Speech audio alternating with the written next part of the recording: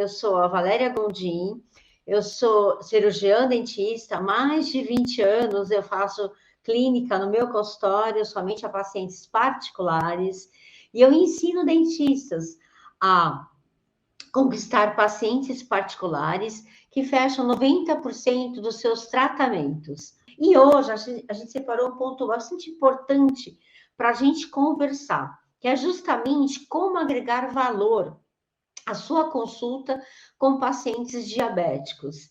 E aí, né, você pode me perguntar, nossa, Valéria, mas por que, né, pacientes diabéticos?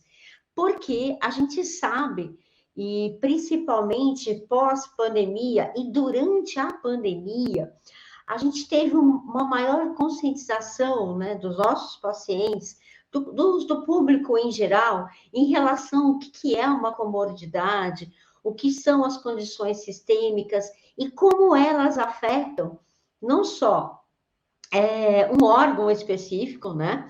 Mas como ela pode atuar em outros órgãos.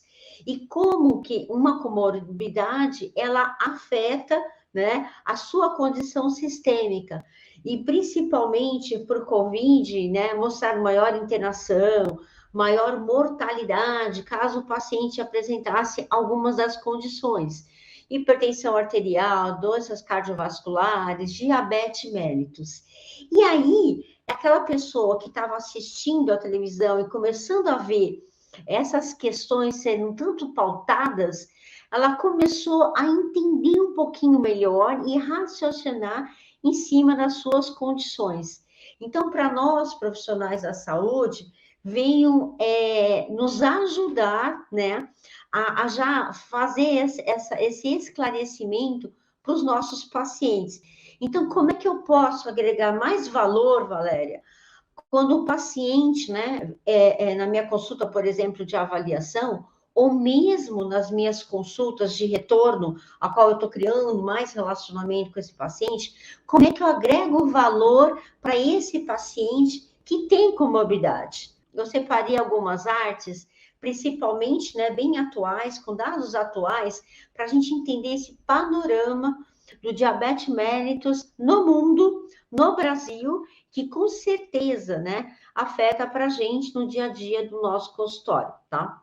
Então, a primeira coisa que eu trago aqui é um quadro de prevalência de diabetes mellitus. Então, é uns dados mais recentes da Federação Internacional de Diabetes, que mostra a projeção, né, e a prevalência dessa diabetes ao longo dos anos. Então, ela começa mostrando como que está hoje, né, em 2019, depois em 2030 e depois em 2045, tá? Então, nesse quadro do diabetes mellitus e dessa prevalência, está mostrando que no mundo todo, de uma forma global, é uma das comorbidades que mais tem maior prevalência ao longo desses anos. Então, só aí é muito provável, tá, que muitos pacientes que entram no seu consultório, eles tenham essa comorbidade. Então, que é importante eu ter esse conhecimento e quanto mais eu ter os dados atuais para conversar com o meu paciente, melhor mostra a minha autoridade, né, a maior credibilidade e maior confiança que ele terá em mim, né? Eu, como cirurgião dentista, no meu tratamento e na minha autoridade, ok? No segundo slide, eu trago para vocês, né, a prevalência do diabetes mellitus em relação, tá, a um trabalho que foi feito no Brasil com adultos.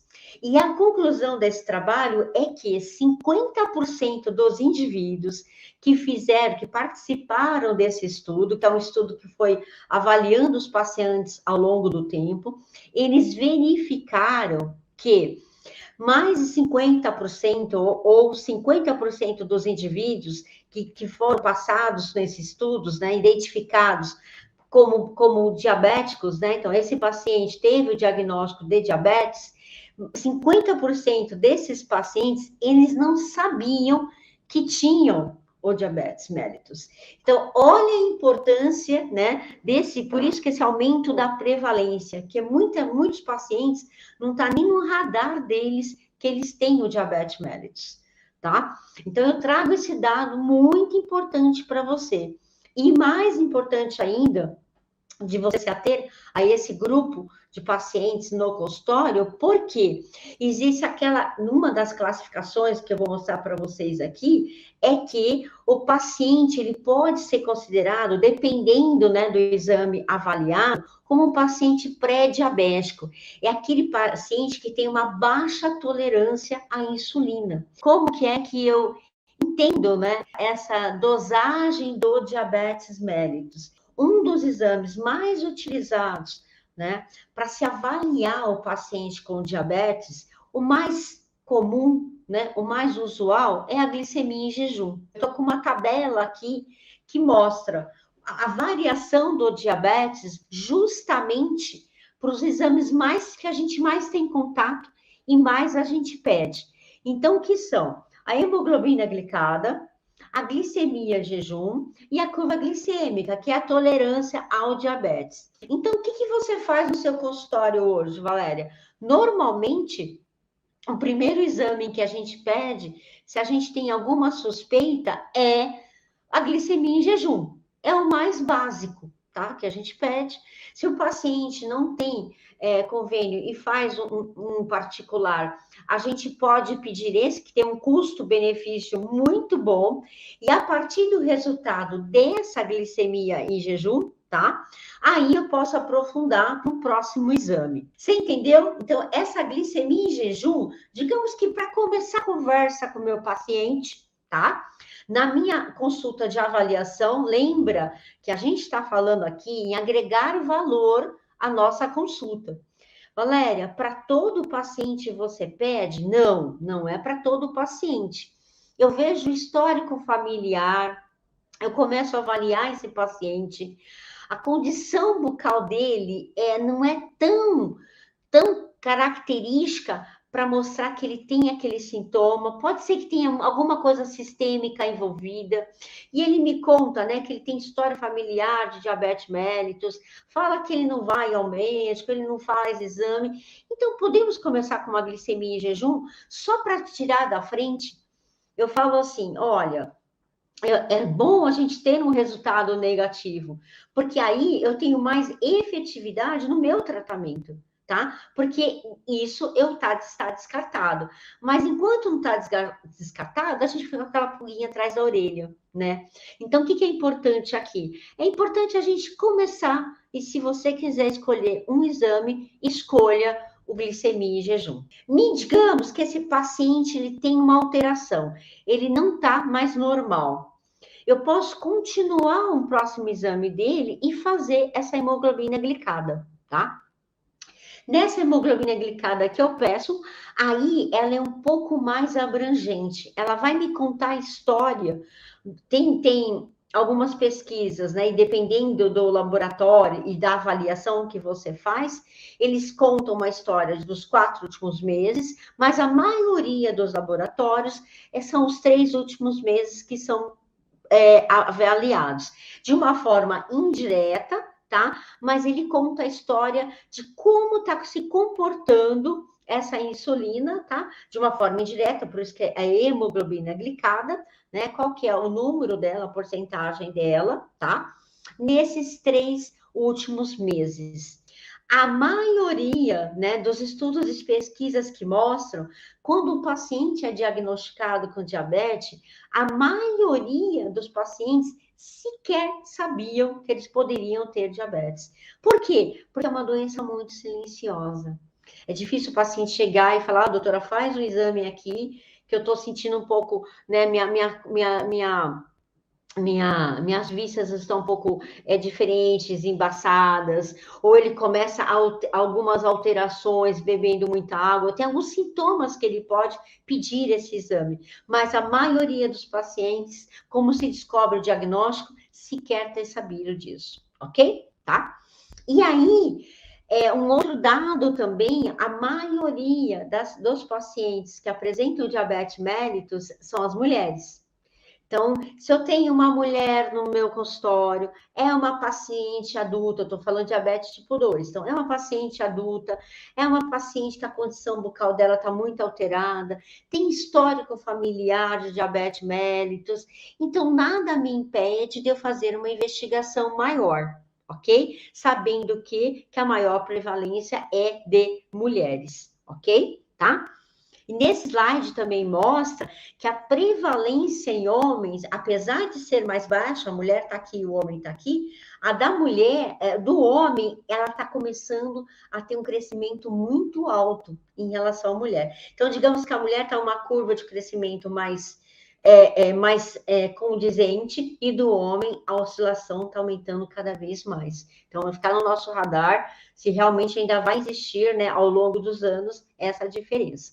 Hoje eu digo que a prevalência maior está nos homens, nas mulheres, opa, ok? Tá? E aqui é interessante também que quanto maior a idade, maior a propensão do paciente a apresentar diabetes mellitus. Então, ela está correlacionada com duas coisas.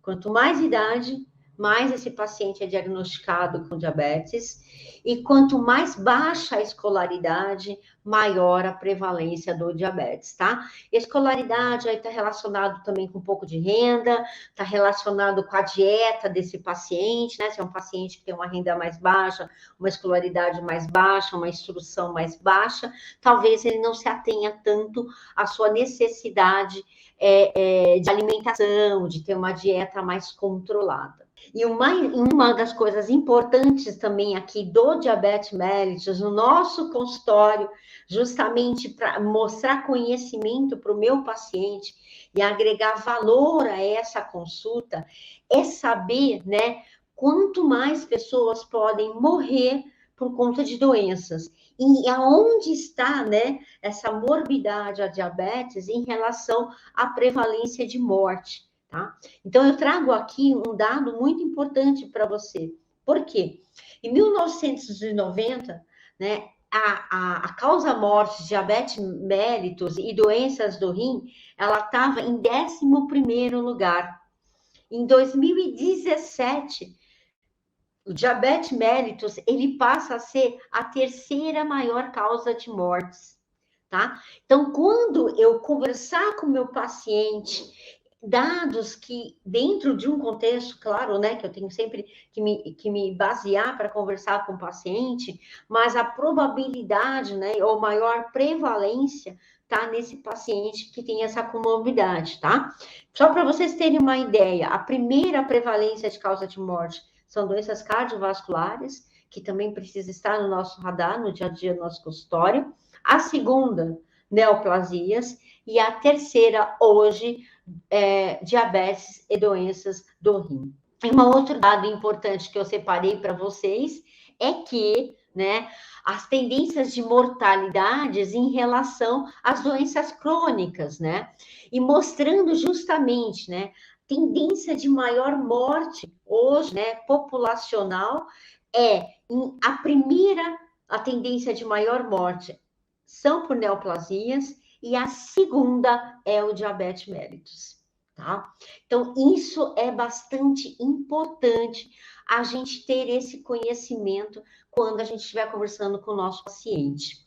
Então, a gente mostra aqui, ó, que quanto mais alta a hemoglobina glicada, maior a dificuldade, né, do paciente controlar a diabetes e maior, né, a prevalência, ok? Tá? E o que acontece normalmente no consultório? Então, muitas vezes a gente está na consulta com o paciente e esse paciente fala: olha, doutor, eu tenho diabetes mellitus. E aí, muitas vezes, o que o colega dentista faz? Ah, é? E você faz controle? Faço. Você tem controle de dieta? Tenho. Você vai regularmente ao médico? Vou. Ah, então tá bom. E passa para a pergunta seguinte, achando que é suficiente essa resposta para você. E, na verdade, né, cabe aqui uma grande exploração desse fato para esse paciente. ok? Então, o que, que eu peço aqui? Um dos grandes erros na consulta odontológica é eu parar a minha conversa aqui. Eu não explorar mais. Ah, é? Você faz o controle? Com que frequência? Você tem dieta? Como que é a sua dieta? Você faz alguma atividade física? Com quem que você trata? Você trata com o clínico geral ou você trata com o endocrinologista? Você toma medicação certinho, né? E às vezes, muitas vezes, eu sempre brinco com o paciente, né? Que ele fala, não se preocupa, doutora, a minha diabetes está controlada. E aí eu brinco com o paciente, quem controla quem? E normalmente o paciente não entende, ele olha para mim e fala, o que, doutora? Eu falo, quem controla quem? A diabetes controla você ou é você que controla a diabetes? E aí o paciente dá risada, pois é, doutora, faz uns 8 meses que eu não vou no médico. Você entendeu? Então, quando eu paro a conversa ali, tá controlada. Eu vou ao médico. Não, eu faço dieta assim. E eu me contento com essa frase curta desse paciente, nem sempre ela termina aí. Então, eu perco a chance, né, de explorar um pouco mais essa conversa. E a hora que eu exploro, eu consigo fazer o quê? O que é mais importante, né? E agregar valor. Eu começo a entender o que esse paciente tem e faço o quê? Eu começo a mostrar a minha autoridade. Esses poucos dados que nós discutimos agora sobre a mortalidade da diabetes mellitus, né, sendo a segunda maior causa de morte hoje, tá? Só perdendo para neoplasias, os exames, como que é feito o diagnóstico, você faz controle, qual é o exame que você utiliza? Você tem o quê? Uma hemoglobina glicada ou você tem uma glicemia em jejum? Vocês entendem que tudo isso alicerça a minha autoridade com esse paciente? Então, quando eu me contento com a frase feita do paciente, eu paro por aqui, eu perco a oportunidade de agregar valor à minha consulta de avaliação, a agregar valor à minha consultas, à minha autoridade. E aí o que acontece? Eu perco a chance de mostrar o meu conhecimento para esse paciente, tá? Então é bastante importante vocês estarem cientes de que, né, você precisa, como profissional de saúde, né, ter esses dados em mente e, mais do que isso, discorrer com o seu paciente, explorar esses dados, porque você tem uma grande chance de mostrar a sua autoridade, tá? Quando eu tenho a oportunidade de explorar a conversa com o meu paciente, eu mostro a minha autoridade. E ele vai dizendo, nossa, que interessante, né? Eu vim aqui para fazer uma consulta odontológica e essa minha doutora, ela está explorando alguns conhecimentos meus, ou alguma condição sistêmica minha. Que interessante, né? Que diferente, sabe? Então, você começa a mostrar a sua autoridade e não só de dentista, mas como uma profissional de saúde, tá? Então, algumas perguntas, elas têm que estar e têm que ser posicionadas e exploradas e um diálogo onde você mostra o seu conhecimento, ok? Tá? Então, isso é bastante importante, tá? E muitas vezes você pode pensar assim, né? Poxa, Valéria, mas pensa bem, né? Eu vou discutir diabetes mellitus com meu paciente. Isso eu entendi, perfeito. Mas, por exemplo, se é um paciente que já tem dificuldade de controlar e ele está assistido para o médico, porque eu, como dentista, ele vai me ouvir. O que eu vou fazer de diferente que o médico não está fazendo? Se nem o médico consegue controlar a diabetes mellitus, por que eu vou conseguir? Aí eu tenho uma boa explicação para você. Entenda o seguinte: quando você tem a possibilidade, né, de mostrar na prática, né, a necessidade dele controlar essa diabetes, porque ele já apresenta uma alteração. E quando você começa, por exemplo, a mostrar, olha, né, esse processo de inflamação que você tem na boca, né, a cirurgia que eu vou fazer para a extração do seu dente, quanto mais você tiver controle desse diabetes, a sua cicatrização vai ser melhor. O processo de infecção vai ser mais controlado. A sua inflamação, ela vai ser menor, tá? O seu pós-operatório vai ser muito melhor. Então, quando eu tenho alguma necessidade que esse paciente que veio me procurar e eu consigo mostrar para ele uma razão de um maior controle desse diabetes por conta do meu tratamento, talvez seja o suficiente para esse paciente te dar maior credibilidade. Não é que eu fui no dentista e a minha dentista, ela disse que se eu controlar melhor a meu diabetes, eu vou ter menos sangramento na minha gengiva. Se eu controlar meu diabetes, a minha cicatrização vai ser melhor. Poxa vida, né? Eu preciso controlar melhor, eu preciso tomar esse remédio direitinho, sabe? Então, talvez por quê? Porque ela tem uma necessidade e você tem a oportunidade nessa necessidade mostrar, né, a importância do controle do diabetes. Você entendeu? E às vezes o médico, ele não tem essa necessidade na mesa dele para discutir com o paciente. Então ele fala, olha, exercício físico é bom, controlar a dieta é bom, olha só, tá alterado aqui, alterado aqui. Ele fala, tá bom, doutor. Ele vira as costas e larga para lá. Mas quando a gente vai fazer um tratamento e precisa desse controle, e o paciente começa a cooperar com a gente, ele começa a ver alguns resultados. E não é que é verdade?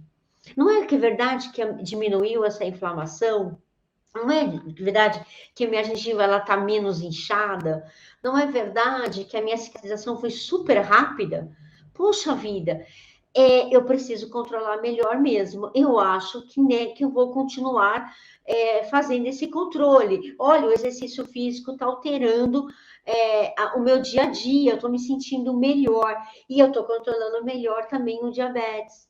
Você entendeu? Então, assim, entenda que quando a gente sai, né, de ser cirurgião dentista e começa a nos enxergar mais como um profissional de saúde e mostrar essa autoridade para o paciente, e a gente tem a possibilidade de mostrar, né, o antes e o depois para esse paciente, que seja na avaliação clínica, não vou entrar aqui, que seja nos exames, que seja nos sinais, né, de melhor cicatrização, menor inflamação, resultados positivos, a gente tem um ganho com esse paciente, tá? E lembre-se, eu estou sempre agregando valor. Agregar valor, tá? Significa melhorar a sua autoridade. Melhorar a sua autoridade significa ganhar credibilidade com esse paciente. Maior confiança ele vai ter em você. Melhor confiança ele vai ter no seu tratamento. Mais fácil desse paciente colaborar com você. Se ele colabora com você, ele vai ter mais resultados. Se ele tem mais resultados positivos, ele está satisfeito com o tratamento. Satisfeito com o tratamento, ele vai te indicar mais. Entenderam que é um efeito dominó? Tudo porque eu comecei lá com uma autoridade, com uma conversa, explorando mais, tá? É usar o seu conhecimento durante todo esse relacionamento com o seu paciente, ok? Então, isso fique no seu radar, tá? Então, não é simplesmente eu mandar uma carta para o médico e pedir uma avaliação clínica. É mandar uma carta para o médico e pedir como que esse paciente está em tratamento, quais são, né, as medicações que ele usa, pedir novos exames e que esse médico me responda. É participar desse paciente de uma forma mais presente, né, nesse controle no caso hoje, né, da nossa conversa, desse diabetes mellitus. Outra coisa importante, quando você tem a oportunidade de ouvir mais o seu paciente, você pode entender a queixa dele e muitas vezes participar das soluções do problema dele, tá? Então, uma coisa, ele dizer, ai, doutor, eu tenho muita dificuldade de controlar a dieta, tá? Então, às vezes eu controlo, às vezes não controlo, mas eu posso perguntar para ele, né? Ao invés de eu perguntar, você segue uma dieta? Eu posso perguntar para ele, o que é mais difícil para você, sabe? O que te deixa mais, né? O que mais te incomoda na dieta que você tem que fazer no diabetes mellitus? Ah, doutora, deixar de comer meu macarrão, sabe? Detesto o macarrão integral, sabe? Eu adoro o meu arroz. E aí eu tenho que deixar aí pro integral, sabe? Então, assim, participar um pouquinho mais. Então, tá na minha fala. Então, muitas vezes eu não falo, você faz a dieta? Eu entro e pergunto, o que faz a sua dificuldade na sua dieta? Eu pergunto para ele, por que é tão difícil para você fazer um exercício físico? Sabe? Aí ele pode dizer, porque eu não tenho tempo, porque eu detesto correr, porque eu nunca fui de fazer exercício físico. Mas você não pode caminhar? Você não pode, por exemplo, subir umas escadas? Você entende? Então, eu começo a entender qual é a dificuldade desse paciente e eu começo a participar da onde? Da solução para esse paciente, tá? Não do problema, mas da solução. Então, sempre que eu consigo entender um pouquinho mais, né, o que dificulta esse paciente, principalmente, né, numa comorbidade que muitas vezes ele tem há muitos anos, e aí ele oscila, né, controla, descontrola, né, porque é uma doença, uma comorbidade multifatorial, essas oscilações, né, e a gente, né, como cirurgião dentista que tem esse paciente sempre no nosso consultório, com uma maior frequência, né, porque às vezes o tratamento demora 3, 4, 5 meses, e aí eu consigo participar um pouco mais do dia a dia desse paciente, eu consigo agregar valor para ele. Eu consigo agregar valor mostrando para ele algumas soluções. O que você acha de fazer uma caminhada? O que você acha de parar um ponto antes e andar 5 minutos hoje? De repente você para 2 pontos antes e anda 10 minutos daqui a 2 semanas. Você entende? Então, eu consigo entender o dia a dia dele e consigo começar a discutir algumas sugestões para ele. Tá? Mas para isso eu preciso estar aberta a fazer uma pergunta bem ampla, para que ele se sinta com toda a liberdade de contar realmente, né, o que é um obstáculo para ele, qual é a maior dificuldade, né, dessas oscilações, ok? Tá? Isso é importante. E uma das coisas que eu queria descrever com vocês Valéria, como você começa a conversar com esse paciente de diabetes, né? Eu gosto justamente de trabalhar 2 gatilhos mentais, né? Então, gatilhos mentais são aquilo que aciona o cérebro a tomada de decisão, tá? Isso que é um gatilho mental, assim, bem rapidamente, tá? Não é uma live de gatilhos mentais, então, mas é uma live de agregar valor, e dentro desse agregar valor, eu trabalho com 2 gatilhos. Um é o gatilho mental da história, e o segundo é o gatilho mental da razão, tá? Então, eu sempre associo essa história para esse paciente. E uma forma de eu começar a conversar com esse paciente é justamente contando uma história. E às vezes eu falo assim para ele, normalmente, ou para ela, normalmente eu associo o diabetes mellitus àquele bolo caseiro. Aí o paciente olha para mim e fala, bolo caseiro, doutor? Eu falo, você já fez algum bolo caseiro? Você já comeu um bolo caseiro? E aí eles falam assim, Ou, tipo, uma paciente vai falar, sim, normalmente eu faço em casa bastante bolo caseiro. Ah, então eu associo isso. Ou então eu falo para ela, ah, não, doutora, eu não sou de cozinha, mas você já comeu um bolo caseiro, tá? Então você imagina que eu tô lá fazendo um bolo caseiro, eu mesma, né? Tô na minha cozinha fazendo um bolo caseiro, e todos os ingredientes, lógico, que fazem parte da receita, são importantes. E você sabe, né? Um ingrediente que é muito importante e que eu não posso errar a mão, não, esse bolo vai dar muito ruim. Aí ele fala, qual que é, doutor? Eu falo, o açúcar. Aí fala, ah, é? Eu falo, é.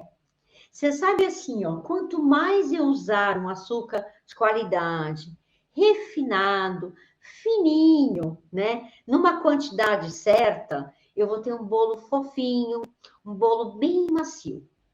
Se eu errar a mão e aumentar a quantidade desse açúcar, eu vou desestruturar todo esse bolo. Olha só, um ingrediente só, bem controlado, eu tenho um bolo bom, gostoso, fofinho, que todo mundo vai elogiar. O açúcar, se eu errar a mão e colocar a mais, eu desestruturo todo o bolo. Fica uma massa tão pesada, que ninguém consegue comer. Quando eu conto isso para o paciente, eu falo, por isso que eu associo o diabetes mellitus a esse bolo. Se você tem um controle bom no seu organismo desse açúcar, então você tem um ótimo, o teu organismo só agradece. Agora, se eu fico dando muito açúcar pro meu organismo, muito açúcar, a ponto que altera tanto, tá? E eu posso desequilibrar, e aí o que acontece? Você vai desestruturar o seu organismo. Então, quando você não controla a sua diabetes e fica dando açúcar, você está desestruturando todo o seu organismo. Então, é por isso que você tem um maior sangramento na sua gengiva. Então, é por isso que a sua cicatrização não vai ser tão boa. Então, é por isso que a cirurgia que a gente vai fazer, eu preciso que a sua estrutura do seu organismo esteja mais equilibrada. Só de eu contar essa história para o paciente, né? Eu estou agregando valor à minha consulta e eu estou conectando esse paciente, porque não é algo abstrato, é algo muito do dia a dia. Quem é que não come um bolo caseiro, tá? E sabe que se errar a mão vai dar ruim. E açúcar, é verdade, ele é muito importante no bolo. E ele é muito importante para o nosso organismo, desde que esteja controlado, tá? E a razão, né? O gatilho da razão, por quê? Porque eu mostrei numa história, né? Usei o gatilho mental da história, o porquê da necessidade do controle do açúcar. E aonde você vai controlar esse açúcar? Na sua dieta, na ingestão de boas frutas, tá? Que te ajuda no metabolismo, que te ajuda no seu organismo, se vocês não quiserem usar a palavra metabolismo, tá? Nessa distribuição desse açúcar para que ele não fique acumulado no seu sangue. E começa a dar processo, dar mais inflamação, dificultar a cicatrização, tá? Se a gente pensar em boca, maior sangramento, maior inchaço, maior perda de osso, entendeu? Maior perda de sustentação do seu dente. Vocês entenderam? Então, eu dei o gatilho mental da história e também mostrei a razão, né, dele controlar o diabetes mellitus. Então, esse já é um passo importante. O segundo passo importante, né, de eu avaliar o meu paciente, que é entender, né, os fatores de risco que estão envolvidos no diabetes mellitus, né? Então, quando a gente está avaliando o paciente, quem que está sentado na sua cadeira, tá? É um paciente que está com peso normal, ou é um paciente que está com sobrepeso, ou é um paciente obeso? Então, isso é interessante de eu saber. É um paciente que tem uma boa atividade física, ou é um paciente que não faz nenhuma atividade física? É um paciente que tem uma dieta regular, uma dieta rica, né, em grãos integrais, ou é um paciente que ingere muito carboidrato, tá? É um paciente que gosta de castanhas e sementes, tá? É um paciente que come muita carne, entendeu? É um paciente que não come muita fruta. Esses são os fatores de risco, né, pro diabetes mellitus. Então, quando eu estou fazendo toda uma anamnese, esses fatores de risco para o diabetes tipo 2, né, é importante estar no meu radar e eu discutir isso com ele, porque isso também agrega valor à minha consulta, ok? Tá? Então, avaliar o paciente estruturalmente, porque eu tenho fatores de riscos envolvidos, avaliar esse paciente em relação à sua atividade, tá? Diária, física, no que na profissão que ele trabalha, que é muito importante também, tá? Principalmente agora com tanto home office, né? Se ele tem um home office, aquele paciente que vai lá toda hora comer, se ele tem uma regularidade na ingestão de alimentos, se ele não tem, tá? Então, tudo passa para o meu radar. E tudo é questionado, e quando é questionado, eu já explico o porquê. Entra de novo o gatilho do porquê, da razão, para eu explicar para ele, tá? Ah, você come muita carne processada, isso é um risco para o seu diabetes e para o descontrole do seu diabetes, sabe? Então, assim, eu vou explicando e conversando com ele uma melhor maneira de controlar essa carne, uma melhor maneira de ter uma atividade física. Por quê? Porque é importante para mim, como dentista, para o meu tratamento e para o resultado que ele espera, que ele possa fazer esse controle, tá? Eu sempre falo para o paciente, é um ganha-ganha, tá? Eu vou te dar uma odontologia de excelência, o melhor tratamento, né? Eu vou te entregar para você, tá? Com os melhores resultados, desde que, tá? Você esteja ao meu ladinho aqui e também, né, parceiro no que na sua parte em realizar o que cabe a você, que é controlar, no caso aqui, o diabetes mellitus e requer a dieta, requer uma atividade física, requer tomar a medicação na sua hora certa, requer como hábito uma melhor escovação, e aí eu vou conversando com o paciente, né? Exatamente o que no caso dele serve para ele e que ele precisa controlar. Tudo bem? Entenderam? Essa é uma outra forma de eu conversar com o paciente, tá? E agregar valor à minha consulta. E aqui, por favor, não se atenha que eu estou falando só de uma consulta de avaliação, não. Nas pós-consultas, nas consultas de retorno, eu estou sempre buscando esse assunto, estou sempre, de alguma maneira, abordando esse paciente e mostrando um pouquinho mais do meu conhecimento e perguntando como está o dia a dia dele. Tá? Então, a gente tem um diálogo muito grande e muito próximo dessa conversa com esse paciente, tá? Que é um grande privilégio da nossa profissão ter esse acompanhamento a longo prazo com esse paciente, tá? E aí eu trago um último slide para você, justamente mostrando isso, né? O sobrepeso, o quanto tem impactado, né, na prevalência de excesso de peso e obesidade no diabetes mellitus, né, no sobrepeso em quase 56% e a obesidade em quase 20%, tá? Então, esse descontrole de peso tem um impacto grande, né, no controle glicêmico desse paciente, no controle, né, desse açúcar no sangue, se eu estiver falando com o meu paciente, tá bom? Tá?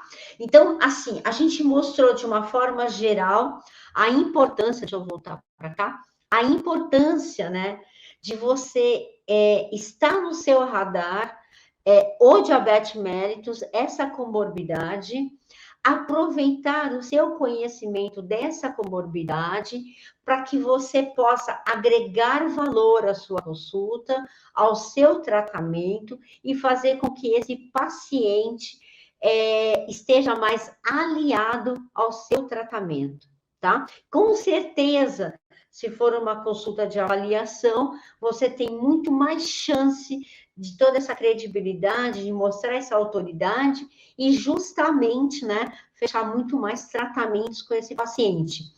E, ao longo das consultas de retorno, você vai criando um laço, uma conexão com esse paciente, mostrando resultados positivos e fidelizando esse paciente a ponto de que de ter bastante indicadores desse paciente para o seu consultório. Pratique esses conhecimentos, esses embasamentos, ou para quem já tinha, né, reviu dados mais atuais dessa comorbidade que é o diabetes mellitus. Um grande beijo para vocês, uma ótima semana, fiquem com Deus e até o próximo Descomplica Doutora. Tchau, tchau, gente!